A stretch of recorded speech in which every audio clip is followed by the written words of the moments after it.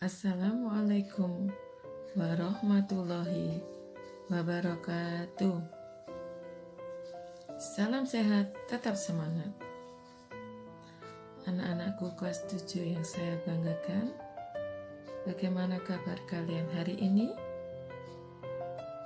Alhamdulillah, hari ini kita masih diberi kesehatan sehingga kita dapat berjumpa kembali untuk bersama-sama belajar mata pelajaran pendidikan Pancasila dan kewarganegaraan. Baiklah anak-anakku, sebelum memulai pelajaran, mari kita awali kegiatan kita hari ini dengan berdoa agar apa yang kita lakukan hari ini dapat berjalan lancar dan selalu mendapat ridha dari Allah SWT. Berdoa disilakan.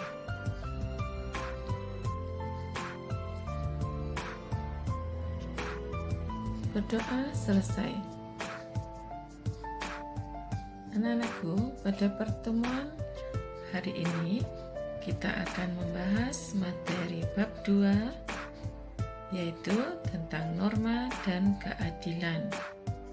Subbab yang akan kita bahas pada pertemuan pertama ini adalah norma dalam kehidupan bermasyarakat.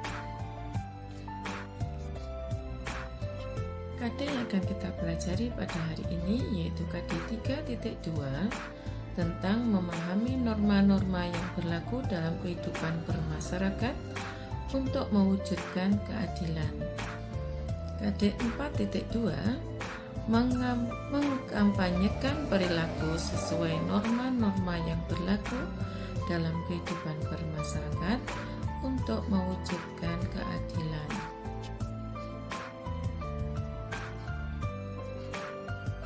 Indikator pencapaian kompetensi yang pertama, mendeskripsikan pengertian macam-macam norma. Yang kedua, mendeskripsikan macam-macam norma dalam kehidupan bermasyarakat, berbangsa, dan bernegara. Yang ketiga, menunjukkan perilaku sesuai norma. Keempat, menunjukkan macam-macam keadilan. Kelima, menganalisis pentingnya norma hukum dalam kehidupan bermasyarakat, berbangsa, dan bernegara. Keenam, menyajikan hasil telaah pengertian dan macam-macam norma. Ketujuh, menyajikan hasil telaah arti penting norma dalam kehidupan bermasyarakat dan bernegara. Delapan, mempraktikkan perilaku mentaati norma dalam lingkungan sekolah. Tujuan belajar kita hari ini, setelah mengikuti serangkaian kegiatan pembelajaran, diharapkan peserta didik dapat mendeskripsikan pengertian dan macam-macam norma. Yang kedua, mendeskripsikan macam-macam norma dalam kehidupan bermasyarakat, berbangsa, dan bernegara. Ketiga, dapat menunjukkan perilaku sesuai norma. Keempat, dapat menunjukkan macam-macam keadilan.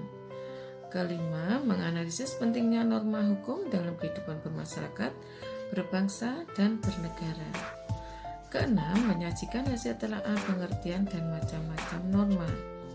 Ketujuh, menyajikan hasil telaah arti penting norma dalam kehidupan bermasyarakat dan bernegara.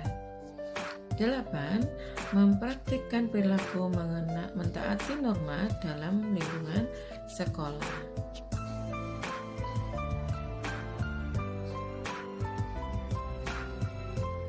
Marilah kita awali pembahasan kita yang pertama, yaitu tentang pengertian norma. Ada yang ingin menyampaikan pendapat apa itu pengertian norma? Bagus. Kalian perhatikan pada gambar apakah itu anak-anak? Ya, lalu lintas di jalan raya. Di jalan raya harus ada peraturan yang harus ditaati. Tidak naik jalan raya anak-anakku.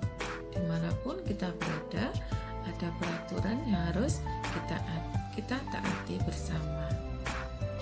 Lalu apa itu pengertian norma? Apa hubungannya dengan gambar tersebut? Ada yang ingin menyampaikan pendapat? Bagus. Ya, anak-anakku, norma adalah aturan atau ketentuan yang mengatur kehidupan warga masyarakat, dipakai sebagai panduan, tatanan, dan pengendali tingkah laku. Di masyarakat kita ada berbagai macam norma yang berlaku di lingkungan masyarakat. Dikelompokkan menjadi 4, antara lain 1. Norma kesusilaan, 2. Norma kesopanan, 3. Norma agama, dan 4. Norma hukum. Mari kita bahas satu persatu. Yang pertama tentang norma kesusilaan. Perhatikan gambar 1 anak-anakku. Gambar apakah itu? Ya, benar. Seorang kakak yang menolong adiknya. Jadi kita harus saling tolong-menolong. Perbuatan ini merupakan salah satu contoh sikap melaksanakan norma kesusilaan. Lalu apa pengertian dari norma kesusilaan? Ya, norma kesusilaan adalah peraturan hidup yang berkenaan dengan bisikan kalbu dan suara hati nurani manusia. Sumber dari norma kesusilaan adalah suara hati sanubari atau hati nurani manusia. Apa sanksi bagi yang melanggar norma kesusilaan? Karena norma kesusilaan bersumber dari suara hati nurani atau hati sanubari manusia, maka bagi yang berbuat tidak sesuai dengan hati nurani, maka dia akan merasa cemas, merasa bersalah, dan merasa menyesal. Adakah yang bisa memberikan contoh sikap melaksanakan norma kesusilaan? Ya, bagus. Kalian memang anak yang hebat. Contoh norma kesusilaan 1. Hendaklah engkau berlaku jujur. Jujur dalam sikap, dalam perbuatan, dalam tutur kata. Yang kedua contohnya, hendaklah kalian selalu berbuat baik kepada sesama, saling tolong-menolong atau bekerja sama.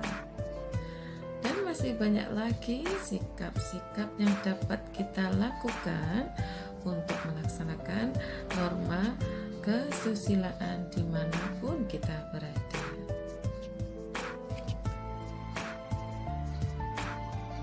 Yang kedua adalah norma kesopanan. Perhatikan gambar 2 anak-anakku. Gambar apakah itu? Ya, siswa-siswi sedang berjabat tangan dengan Bapak Ibu guru. Itu merupakan salah satu contoh melaksanakan norma kesopanan. Apakah pengertian norma kesopanan?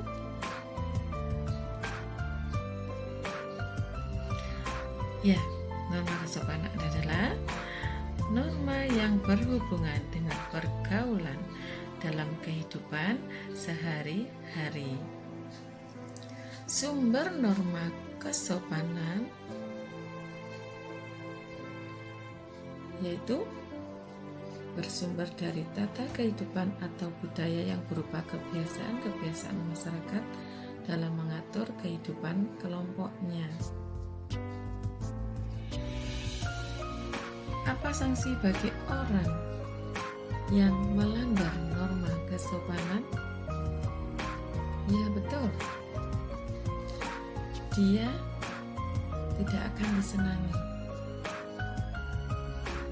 oleh masyarakat di sekitarnya. Dia akan dicemooh, dianggap tidak sopan, dan dia juga akan dikucilkan di masyarakat. Lalu apa contoh sikap melaksanakan norma kesopanan? 1. Orang muda menghormati orang yang lebih tua. Yang kedua, biasakan bertutur kata yang baik dan sopan. Ketiga, berpakaian yang rapi dan sopan. Dan masih banyak lagi contoh-contoh sikap untuk melaksanakan norma kesopanan. Perhatikan gambar ketiga, anak-anakku. Gambar apakah itu? Bagus. Ya, betul. Gambar orang yang sedang melaksanakan ibadah sesuai dengan agamanya masing-masing. Seperti kita ketahui bahwa di Indonesia terdapat keanekaragaman agama. Oleh sebab itu, supaya terwujud kerukunan antar umat beragama, maka kita harus saling menghormati antar pemeluk umat beragama. Lalu apa yang dimaksud dengan norma agama?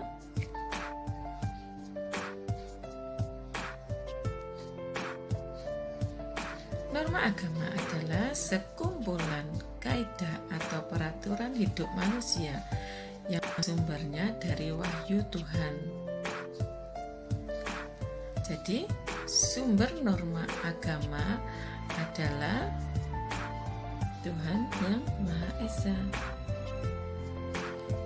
Apa sanksinya bagi orang yang melanggar norma agama? Bagi orang yang melanggar norma agama akan mendapat dosa, dan bagi yang melaksanakan mendapat pahala. Contoh sikap yang melaksanakan norma agama diantaranya melaksanakan ibadah sesuai dengan agamanya masing-masing. Yang kedua, menghormati kedua orang tua. Jadi kita tidak boleh durhaka kepada orang tua. Nanti kita akan mendapat dosa. Itu merupakan salah satu contoh sikap melanggar norma agama. Yang ketiga, jangan berbuat riba kepada orang yang meminjam uang kepadamu. Jadi, ketika ada orang yang meminjam uang kepada kita, kita tidak boleh meminta imbalan. Maka itu disebut riba, bertentangan. Karena hal itu bertentangan dengan norma agama. Perhatikan gambar keempat, anak-anakku. Itu adalah contoh norma hukum. Apakah itu norma hukum? Norma hukum adalah peraturan mengenai tingkah laku manusia dalam pergaulan masyarakat dan dibuat oleh badan resmi negara serta bersifat memaksa, sehingga perintah dan larangan dan norma hukum harus ditaati oleh masyarakat.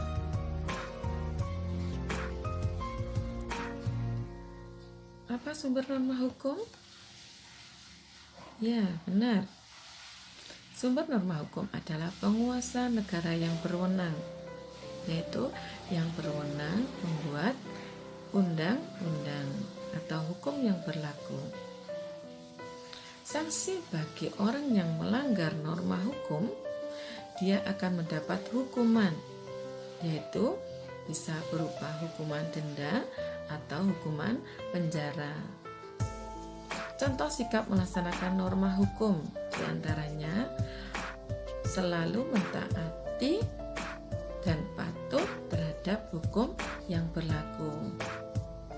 Yang kedua, tidak melakukan tindakan yang sewenang-wenang terhadap orang lain. Ketiga, tidak berbuat yang dapat merugikan orang lain. Dan masih banyak lagi contoh sikap untuk melaksanakan norma hukum dimanapun kita berada. Di antara keempat norma tadi, ada norma kesusilaan, ada norma kesopanan, ada norma agama, dan norma hukum. Yang paling tegas di antara keempat norma yang berlaku di masyarakat ini adalah norma hukum. Mengapa demikian? Karena norma hukum sanksinya tegas dan jelas. Bagi yang melanggar norma hukum akan mendapatkan sanksi berupa hukuman denda atau penjara. Demikian anak-anakku, apakah bisa dipahami dengan baik materi kita bab 2 pada pertemuan pertama ini tentang pengertian norma dan macam-macam norma yang berlaku di masyarakat? Bisa dipahami dengan baik? Bagus. Kalian memang anak-anak yang hebat dan luar biasa. Anak-anakku, untuk pertemuan pertama pada bab 2 ini kita cukupkan sampai di sini. Akan kita lanjutkan pada pertemuan kedua. Sebelum saya akhiri, ada pesan yang harus saya sampaikan pada kalian semuanya. Anak-anakku, perbuatan adalah cerminan isi hati. Jika hati dipenuhi kebaikan, maka sikap dan tindakan akan baik. Begitu pula sebaliknya.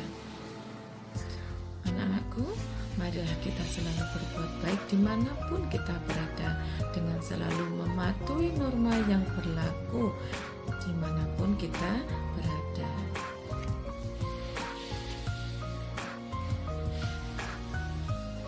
Sekian perjumpaan kita pada hari ini. Terima kasih atas perhatiannya. Mohon maaf jika ada kesalahan. Saya akhiri. Wassalamualaikum warahmatullahi wabarakatuh.